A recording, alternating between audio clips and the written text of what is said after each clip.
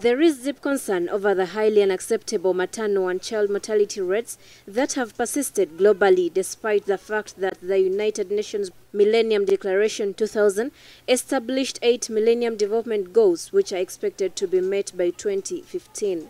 Less than half of all pregnant women in the sub-Saharan Africa and only half of all pregnant women in Southern Asia are attended to by a skilled health professional during child delivery, which is one factor that leads to maternal and newborn death. The Interparliamentary Union's Committee on Democracy and Human Rights has, however, passed 43 resolutions aimed at curbing maternal and child mortality rates, one of which is to strongly oppose unsafe abortions that account for 13% of total maternal deaths. The resolutions are expected to help reduce the rate of deaths, especially in the developing countries, provided there will be a track record of their adoptions. Therefore, going to put in place in the Secretariat a mechanism that would enable us to track progress, look at what parliaments are doing in support of this resolution.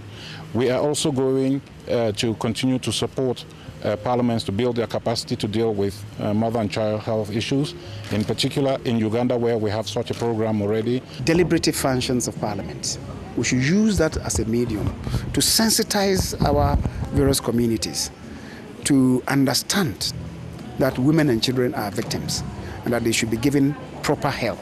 Uganda, one of the developing countries and also one of the countries facing the problem of high maternal mortality rate, has a lot to learn from other countries which have moved an extra mile in fighting the problem. And the importance of media in education, awareness of all these aspects related to the child and maternity health are very important, and that shows how important is the media in highlighting the deficiency in various health care and social care. Always we try our best to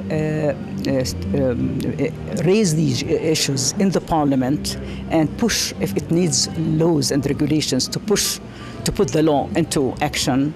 However, some of Uganda's legislators and the civil society organizations think otherwise about some of the resolutions passed by the Inter-Parliamentary Union. The women rights activist group does not agree with some of the resolutions passed, saying they only infringe on Uganda's God-fearing traditions and norms. Miriam Atembe and the group have called on Uganda's delegates at the IPU not to be corrupted by foreign delegates to pass laws at the expense of Ugandans. But our friends from Europe, many of them who enforce these laws on us, for them they are bought by way of leisure. For them they are saying, excuse me, this is human right. It's my human right to have sex the way I want.